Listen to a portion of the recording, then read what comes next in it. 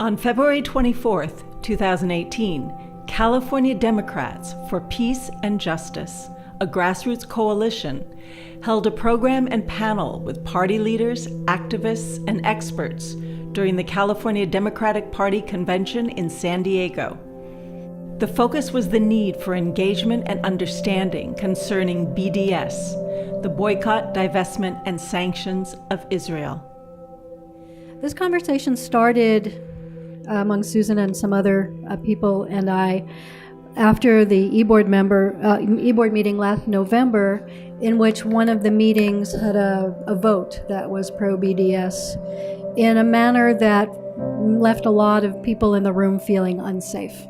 Unsafe to vote yes, unsafe to vote no, unsafe to abstain, unsafe to have any kind of a visible vote that was different from the vote that was being put forward.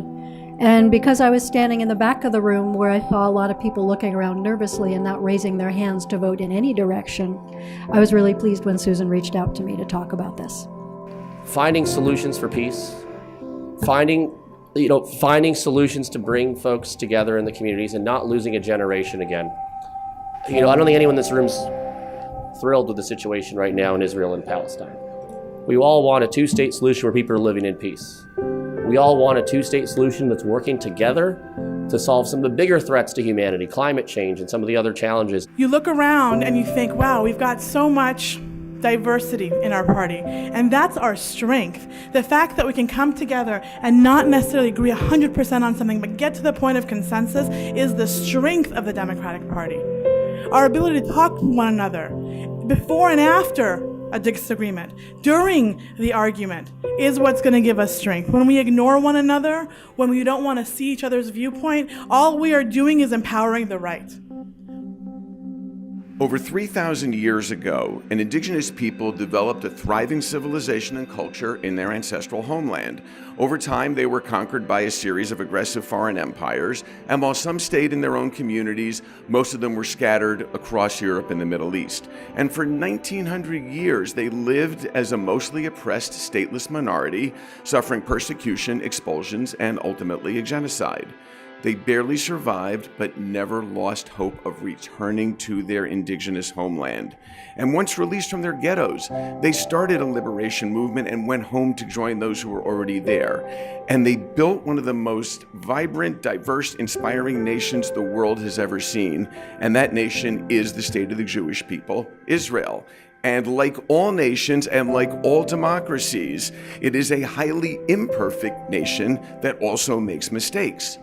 Yet now we face a movement called BDS, boycott, divestment, and sanctions, which rejects coexistence and claims that this state is so uniquely evil that the Jewish people, and only the Jewish people, deserve to have their right to self-determination stripped away once again, and it attempts to do so in the name of progressive values. When I was 21, that was the first time that I actually met Palestinian. We went to a peace delegation in the Netherlands, a few Israelis and a few Palestinians.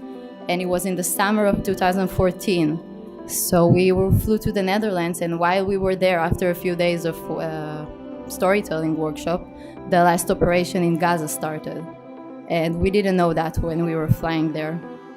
And we were sitting there, Israelis and Palestinians, watching the news in Hebrew and in Arabic, and crying together. And I lost a friend in this operation as a soldier. Sorry.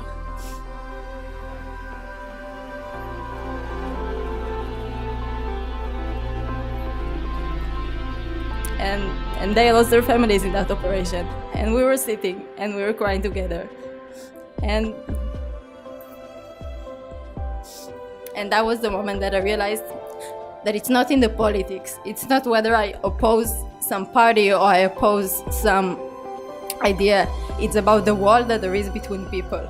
It's the fact that there is no direct contact between people since the time that they're born. And people can only imagine how the other looks like, and they imagine it as their complete enemy.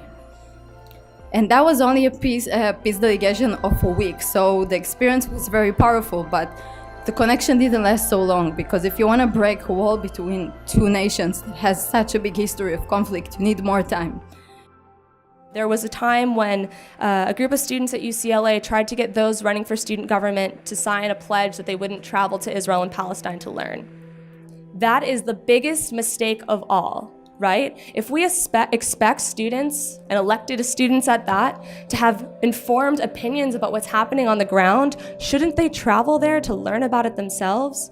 That's why a group of students who came before me got together and said, if they want to boycott traveling to Israel, we're going to send as many student leaders to Israel and Palestine as we can.